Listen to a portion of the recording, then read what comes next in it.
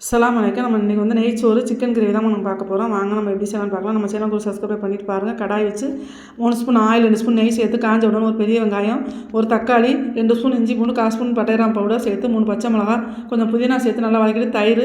இப்போ 1 கப்பு அரிசிக்கு 2 கப்பு தண்ணி சேர்க்கணும். அதுக்கு நான் தேங்காய் பால் எடுத்து சேர்த்துருக்கேன். நல்லா கொதி வந்தோன்னா நம்ம ஊற வச்சு அரிசி 20 நிமிஷம் ஊற வச்சு அதையும் தம்மில் சேர்த்துடலாம்.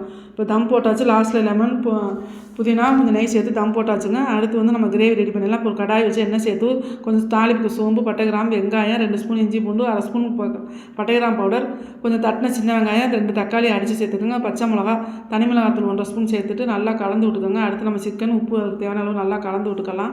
இதுக்கு தேவையான சிக்கன் மசாலா, தயிர் இதெல்லாம் சேர்த்து நல்லா கலந்து விட்டு கொஞ்சம் ரொம்ப தண்ணி ஊற்றாமல் ஒரு 1/2 டம்ளர் தண்ணி சேர்த்து நல்லா கொதிக்க விட்டு லாஸ்ட்டில் கொஞ்சம் ஜீரக மிளகு பவுடர் போட்டு இந்த கிரேவி வச்சிங்கன்னா இது வந்து கொஞ்சம் தண்ணியாக சாப்பிட்டா தான் சாப்பாடு சேர்த்து சாப்பிட்றாலும் கொஞ்சம் தண்ணியாக வச்சுருக்கேன். இது வந்து டேஸ்ட் வந்து அவ்வளோ சூப்பராக இருக்கும். சாப்பாட்டோடு சேர்த்து சாப்பிடையில அவ்வளோ சூப்பராக இருக்கும். கண்டிப்பாக நீங்கள் செஞ்சு பார்த்துட்டு எப்படி இருக்குன்னு சொல்லுங்கள்.